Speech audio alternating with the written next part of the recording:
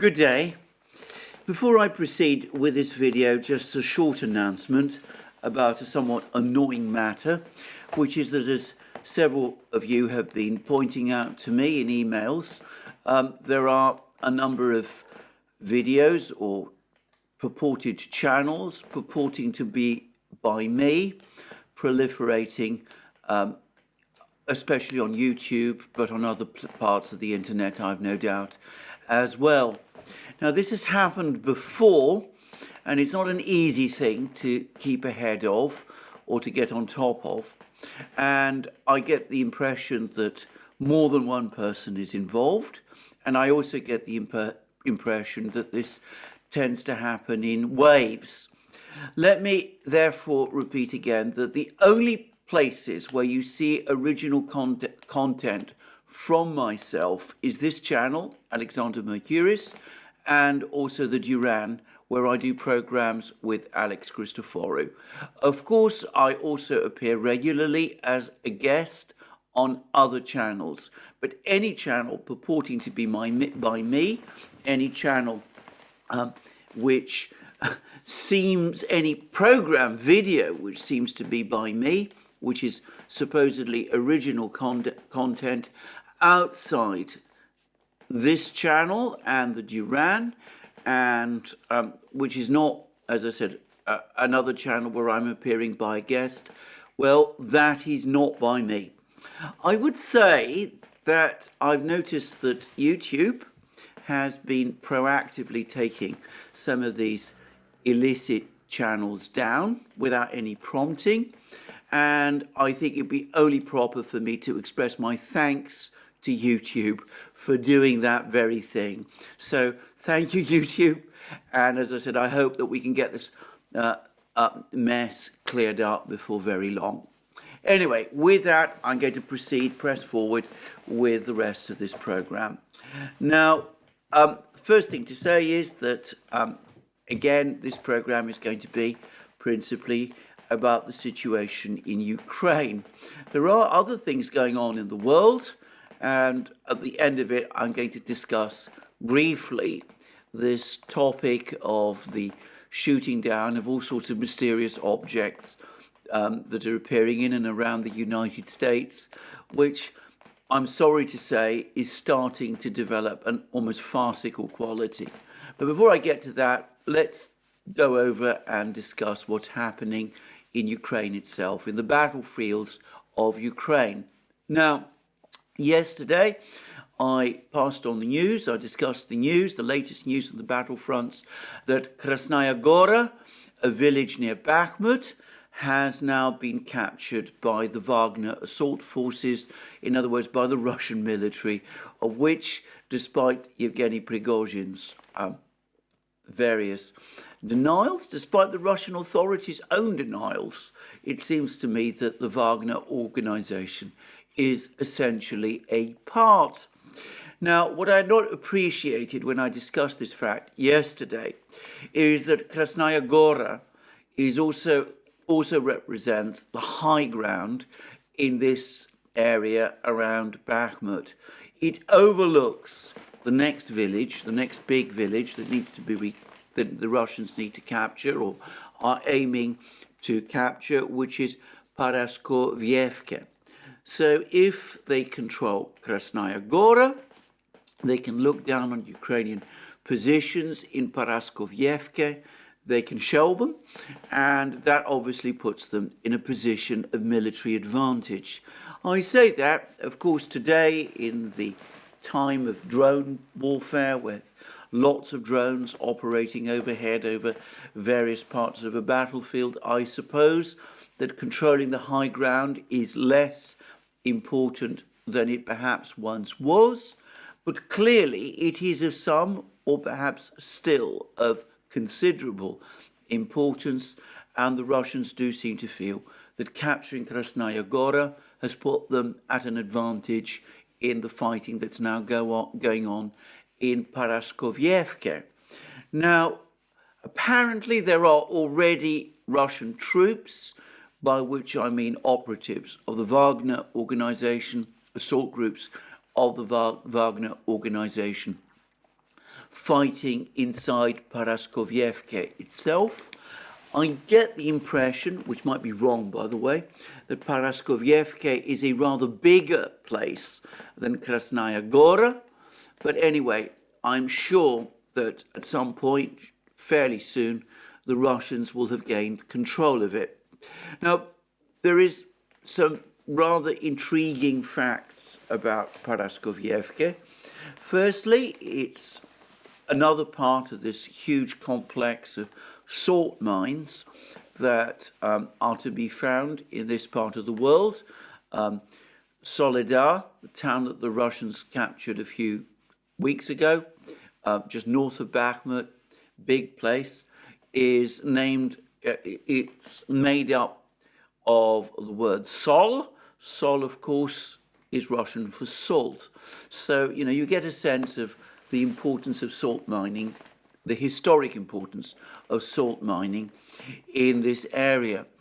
And the salt mines in Paraskovievka contain some important history, because it seems that starting in the 1930s and going on until the 1960s, the Soviet authorities were in the practice of stockpiling light weapons and ammunition, that's to say rifles, machine guns, those sort of things, in the salt mines underneath Paraskovievka. It was apparently one of the biggest such arms dumps, at least in the Western Soviet Union. And apparently it was on a very, very big scale indeed, and certainly as of the time when the Soviet Union collapsed in 1989, a large proportion, perhaps most, perhaps even all of these light weapons, some of which, as I said, extend all the way back to the 1930s, were still there. By the way, on that last point, I understand that during the Second World War, this particular village, Paraskovievka, was for a time occupied by the Germans. I presume that they never found out about this stockpile of light weapons that were hidden beneath it in the salt mines that lie under the surface of this village. Anyway, the big question is, are these light weapons, some of which must by now be obsolete, presumably extending all the way back to the 1930s, are they still there? If not, what has happened to them? And of course, given that there is this warren or labyrinth of tunnels underneath this village, perhaps the Ukrainians have positioned assault groups or fighters there. Perhaps they've got plans to retreat into these tunnels underneath this village. I have to say that if they do the latter, if the village is captured and some of these troops withdraw into these tunnels, well, I think that would be a terrible thing to do. As somebody who suffers from a certain discomfort in very small places, I would say that for me, the idea of being essentially trapped underground in this kind of warren of tunnels, I find that extremely disturbing, and I hope that if there are any such plans, nothing like that does in fact happen. There were rumours, by the way, at the time of the capture of Soledar, that the Ukrainians would do the same thing there, that they'd withdraw into the various tunnels and underground facilities at the salt mines in and around Soledar. But that doesn't seem to have happened, and I hope that the Ukrainian soldiers who are fighting or trying to defend Paraskovievka follow the example of their comrades in Soledar and do not make the mistake, because I'm sure it would be a mistake, by the way, of trying to retreat into these tunnels, where, frankly, their fate, it seems to me, can only be a horrible one. So, anyway, that's my own views about this. I don't want to say more about it. I do expect Paraskovievka to fall fairly soon, in which case we will be closer to that point where the siege of Bakhmut is tightened to the point where any further retreat from Bakhmut becomes impossible.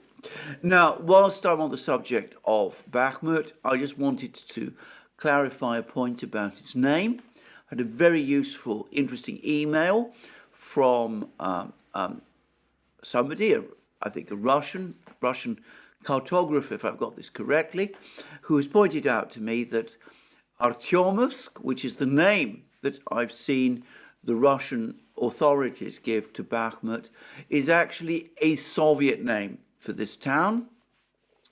During the period of the Tsarist Empire, Bakhmut was called Bakhmut, and it was after the Soviet Union collapsed, when Ukraine established itself, at some point they reverted to what was the historic name of Bakhmut, and therefore it's not strictly speaking correct to say that Artyomovsk is the Russian name of Bakhmut. It is the Soviet name of Bakhmut. Well, I stand corrected.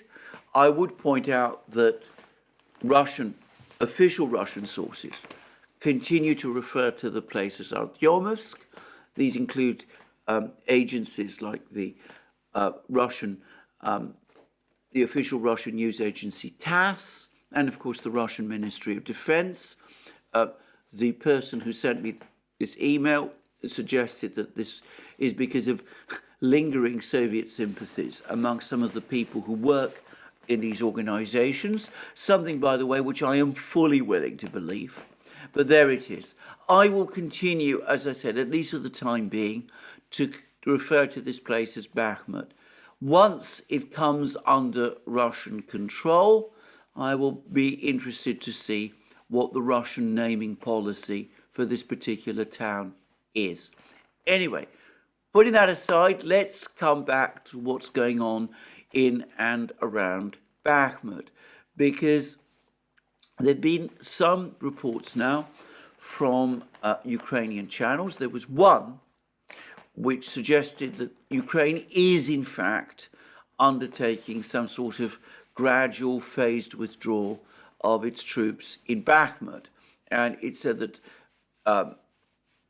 the heavy weapons, the artillery, those sort of things that had previously been located in Bakhmut, presumably some of the tanks. I've seen pictures of Ukrainian tanks in Bakhmut itself. They're some weeks old now, but certainly Ukraine did deploy tanks to Bakhmut at earlier stages of the battle. They might, for all I know, still be there. But anyway, this Ukrainian channel suggested that these heavy weapons began to be withdrawn from Bakhmut from about a week ago, and that the number of troops who are still in Bakhmut defending or trying to hold out in the town has now fallen to 5,000. I don't know whether this is the case or not. I hope it is, for the sake of those troops. What I would say is that if the number has fallen to 5,000, then that would explain why the Wagner assault forces seem to be making now quite rapid progress in Bakhmut itself. Again, it's not always easy to get the full picture of what's going on inside Bakhmut, but it's clear that there's been street fighting going on for some time. And a couple of days ago, a Ukrainian officer said that the Russians control around a third of the town. My sense is that it's probably more than that the Russians have captured more of the town since then. So perhaps, this is a guess, they control around half of it by this point. And it could be, therefore, that these Ukrainian troops in Bakhmut, around 5,000 of them, are some kind of a rear guard for some kind of withdrawal operation. Something like that, of course, also happened a short time ago in Soledar. And of course, in that case, the troops who were left behind in Solidar to act as a rear guard as the main Ukrainian troops pulled out. Well, some of them expressed a sense of betrayal about the fact that they'd been left behind, and I wonder whether similar feelings will be expressed by some of these Ukrainian troops who are being apparently, or at least according to this report, holding out in Bakhmut, providing perhaps a rear guard for the Ukrainian forces that are pulling out of the town. Having said that, I have to say also that there's no real sign, at least on the Russians are not reporting any pullout of Ukrainian forces from Bakhmut. And in fact, the Russians say that in places like Paraskovievka, the Ukrainians are still putting up a stiff resistance. Of course, that could be because the Ukrainian forces in Paraskovievka are also trying to hold out as some kind of rearguard operation to give time for the other Ukrainian troops in Bakhmut itself and elsewhere to leave the town. Well, I don't know, and we'll see what happens. And I'm going to make, by the way, a further prediction that when the Russians do eventually capture Bakhmut, just as we saw in Solidar, it will probably take a while before the Ukrainians acknowledge that fact, even though I expect that after the fall of Bakhmut, the Russians will press further west and will at least seek to capture the western town of Chasov Yar, and probably another town in this area called Konstantinovka, which is an important part of the Ukrainian defense system west of Bakhmut, and perhaps these hills around Bakhmut, and of course they're also definitely pushing north towards Seversk as well. Now, the fighting in Seversk, or at least the fighting that is edging closer to Seversk, is important in itself because it is very much connected with the fighting that is going on in the Svatovo, Kremenaya, Kupiansk area. And we see that here, over the last couple of weeks, about 2 weeks or so, the Russians have been pushing forward, and they've been pushing forward pretty hard, and they're now very close to Kupiansk itself. Kupiansk being a town on the Oskol River in Kharkiv region, which before the Ukrainian counteroffensive in Kharkiv region in September had served as the de facto capital or administrative center of the Russian-controlled areas of Kharkiv region. And it was quite an impressive win for the Ukrainians when they were able to capture Kupiansk. So losing Kupiansk would be for the Ukrainians a serious blow. And in fact, this morning on TASS, we got reports that the Ukrainians are relocating troops hurriedly to Kupiansk. And again, I'm going to read the statement from Andrei Marochko, a lieutenant colonel of the militia, former lieutenant colonel, he's now retired, of the militia of the Lugansk People's Republic, and he's talking to TASS, and he said, he's reported by TASS as saying the following, and this is an interview that Mr. Marochko gave early this morning. Ukraine is relocating reinforcements, both manpower and material, to the area of Kupiansk in an attempt to stop the Russian army's offensive. The enemy continues to move manpower and material to the area of Kupiansk. In the areas of Peshchanoye, Novosyolovskoye and Berestovoye, the redeployment of Ukrainian reinforcements was exposed. The purpose is to contain the onslaught of our units, Marochko said. Marochka noted that the Ukrainian command was sending both untrained, mobilized soldiers and regular troops armed with Western equipment and weapons to the area of Kupiansk. The arrival of new US-made AN-TPQ-50 counter-battery radar stations was also noted.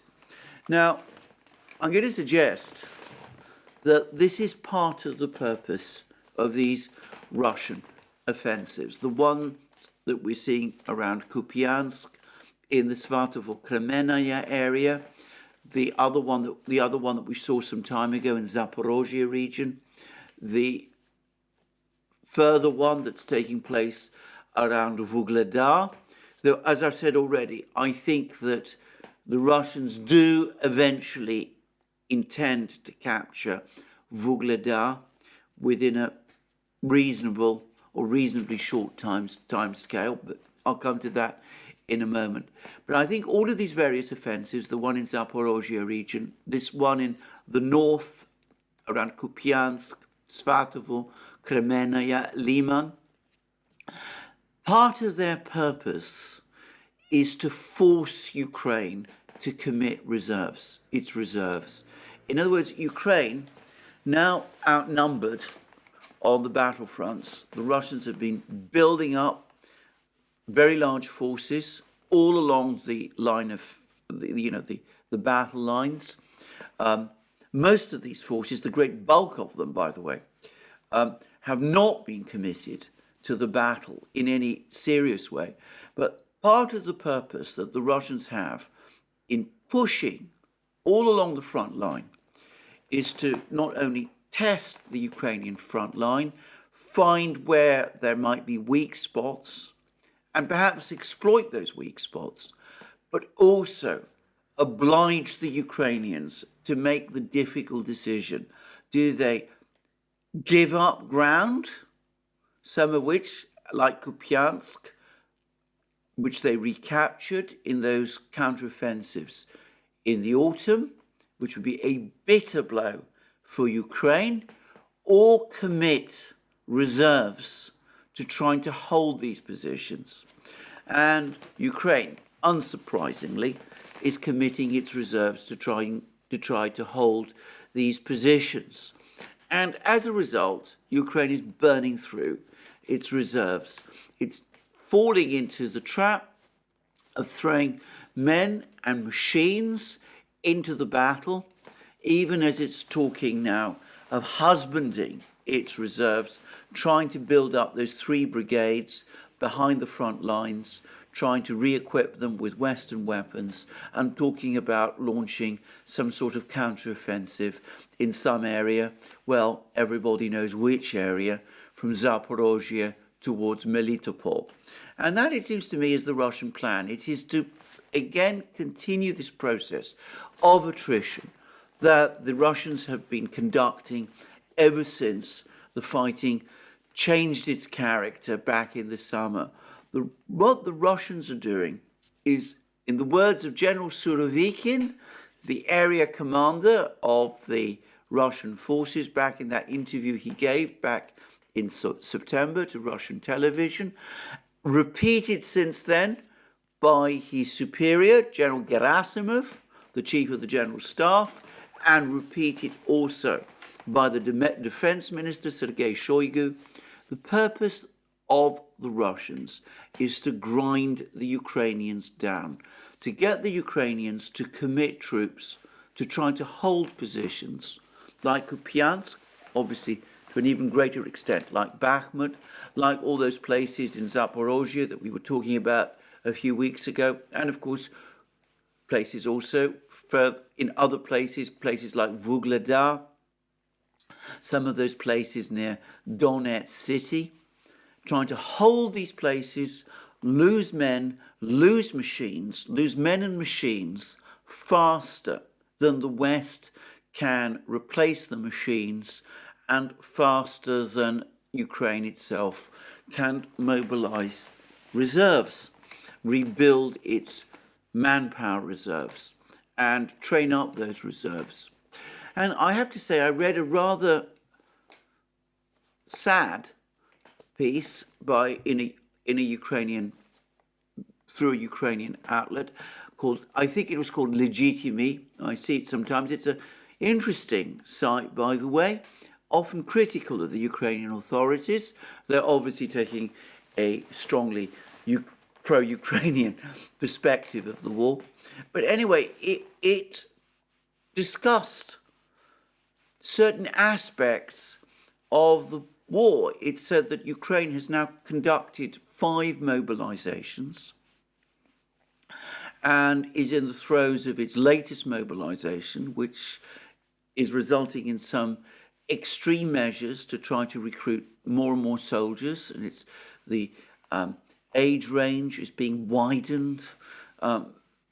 Men with disabilities are being enlisted as well, and there have been lots of pictures and films of men being given their summons on the streets or even bundled off on the streets. Ukraine is having to do this because even after 5 mobilizations have already taken place, because this attrition has worn down its manpower to the level that it has no choice but to do these things, whereas Russia has only engaged in 1 mobilization. It has not come anywhere close to tapping the big reserves of its manpower. We've seen that in the latest fighting, the fighting that's been going on over the last several weeks, the vast bulk of the Russian forces that have been concentrated in and around Ukraine have not been committed. The Russians can always outmatch Ukraine in men and machines, and they are clearly winning the battle of attrition. A short time ago, Ukraine itself admitted that it's almost out of 155 millimeter artillery shells. The West has admitted that it cannot replace Ukrainian artillery shells that Ukraine needs, keep up with Ukraine's consumption of artillery shells. The tank affair is increasingly looking to me like a debacle. I mean, that may be a little premature to say, but it's clear that despite all the talk about sending Leopard 2 tanks to Ukraine, so far numbers of Leopard 2 tanks have not come close to matching the needs to fill out 2 tank battalions, in other words, 88 tanks, because Western European governments are extremely reluctant to part with these tanks. The German government has had to resort to sending obsolete Leopard 1 tanks instead, which, to be frank, I think would be more dangerous or extremely dangerous for their crews, for any of their crews that were operating these tanks, given the thin armour of these tanks and the relatively, well, light gun by today's standards that these tanks carry. And we've also seen now a cumulative series of statements from all sorts of officials, from the French, the Germans, the Dutch, the Poles, the British, even the British, the Americans as well, that the enthusiasm for sending fighter jets to Ukraine appears to have waned, that this is something that people were excitedly talking about a short time ago, but the more people have looked into the complexities of doing this, the more doubts in the West have grown, and the more pushback I suspect there has been from the air forces, all of them saying that this is a crazy idea and an unworkable one. So we can see how this Russian attrition strategy is paying off. And of course, we also know, and we actually know this, it's not a guess, Reuters Reuters says that it was briefed about this by a Pentagon official. I discussed the dispatch from Reuters a short time ago. We know that the United States, the US military, have told Ukraine to try to avoid getting drawn into a long-term battle of attrition with the Russians. The United States cannot match Russian artillery power. It cannot match the Russians in terms, Ukraine cannot match the Russians in terms of manpower. The United States has been trying to get Ukraine to move to some kind of mobile defense concept based around armored vehicles, the Bradleys and all of the rest, and to avoid any idea of going on counteroffensives until it's fully assimilated and learned to use these infantry fighting vehicles. And of course, the United States is also saying, the US military is also saying, it's briefing Congress, that Crimea is out of reach. Ukraine should drop any idea of attacking Crimea. But the United States can give this advice. It's proving impossible for Ukraine to follow it. Because if they don't feed reinforcements into places like Kupiansk, Kupiansk will fall. The Russians will recapture it, just as they would recapture, or rather capture, Vuhledar in the south, or places like Orechov in Zaporozhye region. And for a country like Ukraine, which has worked itself up to see this as an existential struggle for its own existence, that's what the Ukrainians are telling each other, for Ukraine to start giving up territory in that kind of way, especially territory like Kupiansk, which it recaptured in the autumn at heavy cost of life, would be psychologically disastrous. It would confirm to the Ukrainian people, many of whom I suspect have already developed doubts about this, but it would confirm to the Ukrainian people that the war is being lost, and the effect on morale, were that to happen, might be catastrophic. So Ukraine is obliged to fall into the Russian strategy to continue to feed troops, machines into these various, well, I'm going to call them meat grinders, much as I hate that word, which is the ones that the Russians are drawing them into. So we see what part of the purpose of these Russian offensives is. I've come to the clear view that the advance in Zaporozhye was principally for that purpose. It was to draw the Ukrainians out. I think the fighting in Kremenaya, Svatovo is much the same. The Russians have built up enormously strong defenses in the Svatovo, Kremenaya area. They built up very heavy defenses in the Zaporozhye area as well. So I think that overall the Russians were probably, when they started these attacks, they weren't seeking to break through the Ukrainian lines, but they're putting heavy pressure on Ukraine, and they're forcing Ukraine to burn up its precious reserves of men and machines, making it more difficult for Ukraine to husband them. Now, in saying all of this, I do want to make two quick observations. First of all, I'm not saying that this is what the Russians are doing in every part of the front line. I think in Bakhmut, Seversk, in that area of the battlefront, the fighting, the Russian advance is fully serious. The Russians clearly do intend to capture Bakhmut. They do intend to capture Seversk. Their purpose is indeed to break the Zelensky line, to push on towards Slavyangrad, Slavyansk, I'm so sorry, Slavyansk and Kramatorsk, and perhaps beyond that to the Dnieper. I think there, the offensive, the Russian offensive, pursued incrementally, pursued very methodically, I think there it is entirely for real. I think the same is true of Vuhledar. Vuhledar, the fighting in Vuhledar is clearly connected to the fighting also in Marinka, near Marinka, where there's still fighting going on the outskirts and just outside that town near Donetsk city. I think that the Russians do indeed intend to break Ukrainian resistance in Vuhledar. I think their objective is indeed to capture Vuhledar.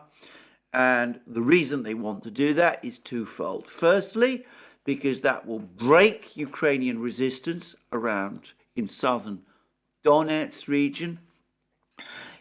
Combined with the fall of Bakhmut, it will make Ukrainian defenses close to Donetsk city increasingly undefendable, hopefully bringing to an end this constant and very demoralizing for the Russians shelling of Donetsk city.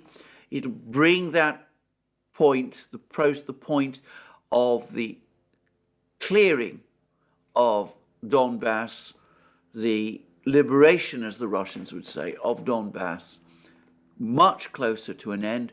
And of course, in the case of Vuhledar, going back to those other reports I've been discussing recently, it would open up this railway that the Russians want to use from Russia through Donbass, this railway that passes close to Vuhledar, so that the trains can go through this railway all the way down south to Zaporozhye, Kherson region, and indeed Crimea as well, thereby, in effect, securing the land bridge and probably making the whole idea of a Ukrainian offensive towards Melitopol, Mariupol, any of these places, to make that impossible.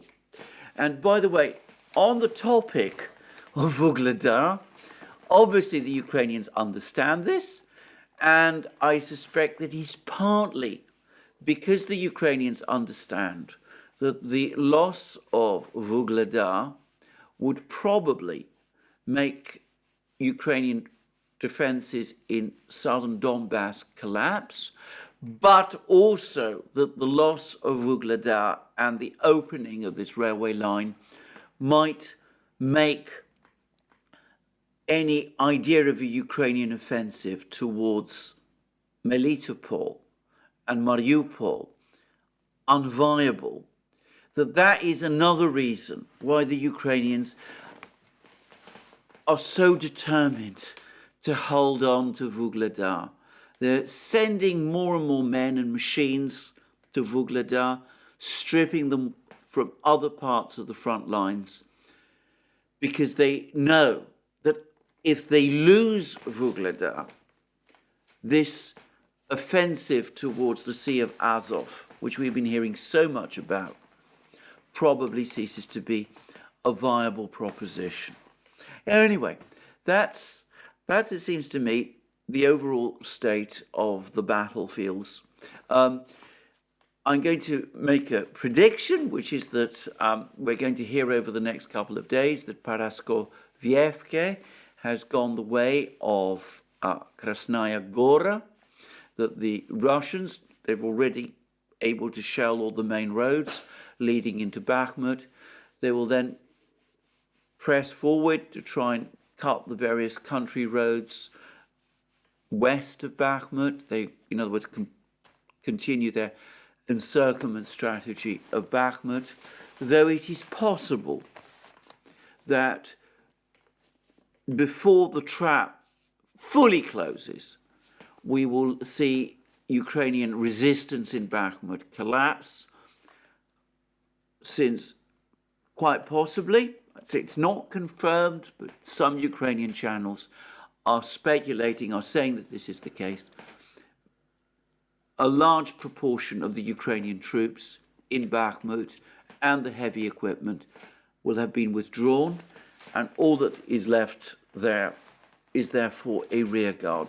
So it could be, I'm not predicting this, but it could be that the Battle of Bakhmut, this long-standing battle that's raged since August, will come to a sudden end. And of course, if that happens, we will see what the outcome will be. I think that Bakhmut, the fall of Bakhmut, will be more like the Battle of Popasnaya than the Battle of Lysychansk. I think that following the fall of Bakhmut, we will see significant Russian advances in all sorts of places in and around Donbass. And going back to those comments by Prigozhin that it would take all those years to clear Donbass and to reach the Dnieper, another Russian officer, though he's not an ethnic Russian, obviously, he's Ramzan Kadyrov, the president of Chechnya, who is the commander, also the overall commander of the Chechen forces in this war. He's now said that he expects Russia to achieve all its objectives in Ukraine this year, 2023, which is, of course, different from those rather facetious comments that Prigozhin was making. So that's where we are, it seems to me, on the battlefronts.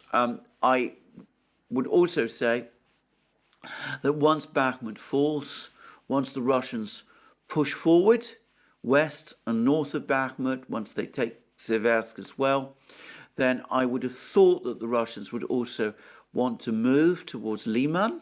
They're not that far from Liman. And obviously Slavyansk and Kramatorsk would come within their sights, especially if they capture the high ground. But also I think that they would then make a major push to break Ukrainian resistance in Vuhledar, and also to finally break this Ukrainian siege of Donetsk city by rolling up Ukrainian resistance in places like Avdiivka near Donetsk city, where the Ukrainians still maintain a powerful presence. And that would be an important, once that had all happened, that would be the end of a very important stage in the war, with Donbass essentially cleared. Well, we'll see whether at that point negotiations or discussions come. I may as well say that personally, despite all the discussions, debates that are taking place in the United States, in Washington, about the necessity of avoiding a prolonged war in Ukraine, I expect that, I don't expect personally to see any negotiations, any serious negotiations take place until Donbass itself has fallen fully under Russian control. There's a risk, of course, that by leaving the negotiations until that late point, the Russians will push beyond Donbass and will reach the Dnieper. And of course, if Vuhledar is captured, and if Liman and Kupiansk are captured, then a much greater envelopment with these very large forces that the Russians are building up, an envelopment of the entire Ukrainian force east of the Dnieper River, perhaps combined with attacks on the Dnieper bridges. Well, that becomes an option. And then, of course, we might not be so much in a situation of negotiation, but rather one of crisis, both in Ukraine and I suspect in the West as well. But we will come to that point if and when we do. And I think it might be unwise at this point to look too far ahead and speculate at this stage of what the reactions might be if we get to that point. Anyway, that's, it seems to me, the overall situation on the battlefields at the present time. Now, there continue to be a lot of discussions about the Nord Stream affair, and I want to here express my own growing irritation about the fact that there's been all sorts of people who've been going around nitpicking Seymour Hersh's article, something which I find, well, a little strange, given that, with one exception, which is the article by Helmer, by the way, which I think did act some useful material, and which I suspect was based on German and Russian sources. But apart from that, I get the impression that none of the additions, commentaries, queries around Hersh's article, that they've actually added anything of any particular force or substance to it. What I will say is that there's been what I think to have been an excellent discussion of what Hersh has written by Garland Nixon and Scott Ritter, which you can find on Garland Nixon's channel. It's the entirety, by the way, you have to go to Rockfin to see. But I think this has been perhaps the single best discussion of this article so far. And it makes the key point, again, that this was an attack on infrastructure, energy infrastructure of a NATO country, obviously partly of Russia, but also of a NATO country, which is, of course, Germany. And I discussed in my program yesterday that in Germany, at least, this article is indeed apparently, if not apparently, it is a serious topic of discussion. And at some point, I suspect that in Germany, at least, despite the fact that the German government clearly doesn't want to get drawn into a further discussion of this issue, this is a fragile government. I've already said that there's reports in places like the Daily Telegraph, also now in Yahoo News, that there are severe tensions now between the German Chancellor Olaf Scholz and the German Foreign Minister Annalena Baerbock. They're no longer apparently on speaking terms. So this is a fragile government. I mean, it seems to me, if things continue as they're going, there's a real possibility of the coalition finally cracking and perhaps breaking down. I'm not quite sure what that would mean. It could be that a new government is reconstituted. I'm not sure who would lead it. There has to be a possibility that whatever new government was created would be a strong pro-war coalition made up of the CDU, CSU, Greens, and the Free Democrats, a so-called Jamaica coalition, after the colours of these three parties, which mirror those of the Jamaican flag. I think such a coalition would have only a bare majority and might not be particularly strong if it was based on the existing makeup of the Bundestag.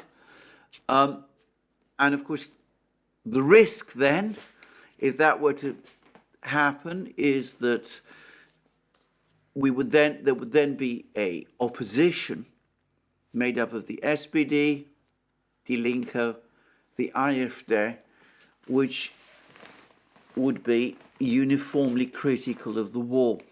So one would have a situation in Germany very different from the one that we see today, where the government has basically been supporting arms supplies to Ukraine, about engaging in arms supplies to Ukraine and giving vocal opposition support to Ukraine. And so has the main opposition party, the CDU, CSU. Whereas we would then have a situation where, well, the government would continue to want to support Ukraine and might in fact be prepared to go further than the existing government, but the opposition would be much more sceptical and perhaps even downright hostile to such a thing. The other possibility, of course, is elections, but I'm going to guess that the existing parties in Germany, the main ones, probably don't want elections at this time, and elections anyway in Germany are never a particularly easy thing to organise. So we have, or so it seems to me in Germany, a potentially brittle situation, political situation within the German coalition, and that could have long-range implications. And this article by Hirsch might, I'm not saying it will, but it may just exacerbate these fault lines within the coalition, which is probably or presumably one reason why the German government wants to avoid, insofar as it can, even discussing this. But anyway, coming back to this discussion by Garland Nixon, Scott Ritter, was the key point that was being made then, again, is that this was obviously something which, according to Hirsch's article, let me repeat again, you have to accept Hirsch's article as true. I do. And Scott Ritter, who knows Seymour Hersh, which I, by the way, don't. I want to make that very clear. I've seen one or two people, by the way, in various places hint that I might do. I've had no contact with him at any time in my life. So just want to make that very clear. But anyway, Scott Ritter, who does know Seymour Hersh and has known him for many years, 35 years, I think he says that this sort of piece from Hersh, you can absolutely rely on, you can bank on it. And basically I do. But assuming that that is, accepting that that is the case, as I do, then you've had a group of people, I've discussed this already, who worked together to get round Congress, to avoid discussing with Congress or reporting to Congress what they were going to do, which involved an attack on the energy infrastructure of one of the United States' most important NATO allies. But the further point that Scott Ritter and Nixon were making is that this is all based upon a leak, that somebody in the know, somebody very prominent in the know, gave all this information to Seymour Hersh. And obviously this was not just one person, but presumably more than one person, though it's clear from the article that he does rely on a principal source. But this is somebody obviously very senior in the governmental system in the United States, somebody who's extremely well informed about what is going on and the way decision making is being made in the United States. Now, Hersh has been investigating this story for about 3 months, or at least was investigating it for about 3 months before his article appeared. So one has to assume that Hersh's main source and Hersh himself somehow got in touch with each other around 3 months ago. 3 months ago would be about the time, now this is my reconstructing of things, I may be getting this completely wrong, Hersh would know, but anyway, as I said, I'm not in contact with him. But anyway, 3 months ago would be about the time when General Milley, the chairman of the Joint Chiefs of Staff, was saying that the war is in stalemate. The moment has now come to start considering negotiations. And 3 months ago, I'm think it's a reasonable, this is more than a guess, I think it's a reasonable calculation, would have been around the time when someone in the Pentagon commissioned that report from the Rand Corporation, the one that came out and said that the United States risks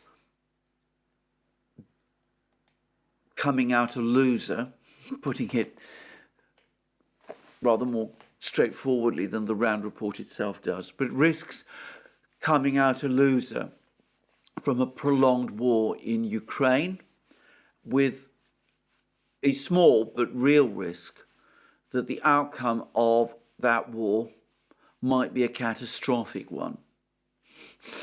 And of course, it's about the same time frame, here I'm guessing, that the CSIS would have needed to prepare its own report about the depletion of US weapon stocks.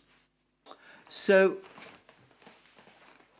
it seems to me that from around 3 months ago, the debate in Washington essentially began. And I'm going to suggest that the key event here was the Kherson offensive. I think there may have been some hope that the Kherson offensive would end differently, that the Russian forces would somehow get trapped on the west side of the Dnieper River. I don't think there was ever any prospect of that, but maybe there was some hope that that would happen, that there would be some great titanic battle for Kherson city, and that the Russians would lose a force of around 20,000 men or something like that. Instead, what happened was that the Russians carried out an orderly withdrawal from Kherson region west of the Dnieper River after inflicting massive destruction on the Ukrainian forces, to the point where Ukraine is now short of men and machines. And on this topic, I just want to make a further point, which many people have now been making. One gets reports from time to time, including from one particular Dutch NGO. There have been other reports I've seen about how Ukraine has managed to collect hundreds of old Russian tanks, has got more tanks now than it started the war with. Why, in that case, was General Zaluzhny saying a few weeks ago to The Economist that he had no prospect of conducting a successful counteroffensive unless he was provided with another 300 tanks? It just doesn't make any kind of sense. Why would he say that to his Western partners, who must have a fair idea of how many tanks Ukraine actually has? If Ukraine has so many tanks, why would Germany, why would the Western powers have gone through this whole convoluted and fraught argument about supplying tanks to Ukraine, one in which their own militaries are so visibly unhappy? And on that particular issue, there's been a report now from the Russian news agency TASS about the Abrams tanks. And can I say it straight away, this is a Russian report. You can take it with utter cynicism, if you like, but it's based on an interview that a Russian diplomat, Konstantin Gavrilov, a very senior Russian diplomat, by the way, who is the head of the Russian delegation at the Vienna talks on military security and arms control in Vienna. Anyway, Konstantin Gavrilov has just given an interview to Russian television in which he's said that he doesn't believe that those Abrams tanks will ever reach Ukraine. He says the Americans, this is a direct quote, skillfully sucked Germany into this adventure by promising to deliver the Abramses, and now they're basically forcing the Germans to deliver their tanks. And they're not really going to supply their Abramses, and I think we are unlikely to ever see them in Ukraine. Well, that's Gavrilov's view, but I happen to think he may very well be right. Anyway, why would the Western powers have gone to all that trouble to supply tanks to Ukraine, got themselves into all these fraught discussions? Why would there be this toing and froing about whether to send Abrams tanks and Leopard 2 tanks if Ukraine had an abundance of tanks? It doesn't make any sort of sense. So I think that after those heavy losses, after the strategic failure of the Kherson offensive, after it became clear that Ukraine was not breaking through in the Svatovo-Kremenaya area, and when it became also clear that Ukraine was trapped in a war of attrition, which it was losing, somebody in the United States, not just one person, obviously, but a group of people within the national security complex came to the view that there has to be a push towards negotiations, which is why we got all those reports, why General Milley was going around saying that there needed to be negotiations. And I have to say, I think these discussions between Seymour Hersh and that particular source are part of that pattern. Now, I discussed yesterday in my program how incredibly difficult it's going to be to overcome the entrenched resistance of this small group of people in the White House gathered around the president who are intent of seeing this war fought, well, to what end and what purpose I no longer can see, because as was discussed yesterday by people like Jeremy Warner in the Daily Telegraph, I discussed his article, nobody any longer seems able to explain what victory in Ukraine over Russia actually means. But nonetheless, I do think this battle is going to intensify, and if we see Russian forces breaking through from Bakhmut to the Dnieper, that argument is going to grow and could burst into the open with some very messy consequences in the United States. And I'm going to suggest that this increasingly farcical business of these balloons, if they are balloons, that we're seeing in the United States is a reflection of this argument that's now taking place over Ukraine. We see an extraordinary to and fro between the Pentagon and the White House over these balloons. It's clear that the Pentagon didn't take this Chinese balloon entirely seriously. They said, right, it's a balloon. Balloons have been operated before. Perhaps it most probably is a surveillance balloon of some kind, but it's operating very high altitudes, practically in the stratosphere. It's difficult to shoot down. Balloons like this have crisscrossed our country before. We don't shoot down satellites which overfly our territory. Why should we shoot down balloons which, they fly at lower altitudes, obviously, than satellites, but very, very high altitudes indeed, perhaps closer to the satellites than to the surface, the actual ground surface. Well, that's something of a guess on my part. But anyway, why stress over these balloons? And we see the president himself getting increasingly angry, the people around him becoming increasingly angry, the four people who were pushing this whole Nord Stream adventure, I'm guessing now, but it seems plausible to me, and they say shoot that balloon down. And of course the balloon was eventually shot down, angering the Chinese, or at least confected anger maybe on the Chinese side, I'm not saying, but whatever it was. And now we see aircraft being used, advanced US fighter jets being used to shoot down all sorts of mysterious objects all around the United States. And we've now reached a farcical level where the US authorities are themselves admitting that they don't actually know what these objects that they're shooting down actually are. Now, I'm not going to even speculate about this. I have no idea what these objects are. You know, they might be weather balloons, they might be other kinds of balloons. The Pentagon is saying they don't even know for a fact that they are balloons or what's keeping them up in the sky. But the whole thing is starting to look like the military being obliged to execute orders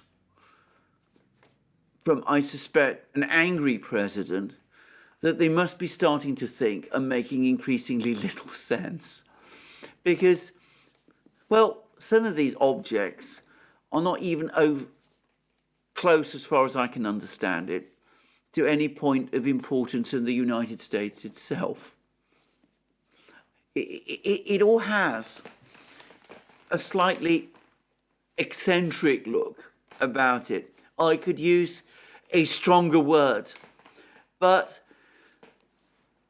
the danger is that obviously to the outside world it's going to make the United States look foolish and perhaps a little trigger happy, but it could, as I believe, increase tensions within the US government, with the military increasingly skeptical about some of the instructions it's being given, and the civilian officials in the White House becoming increasingly frustrated that the Pentagon is showing such reluctance to carry out the orders which it is given.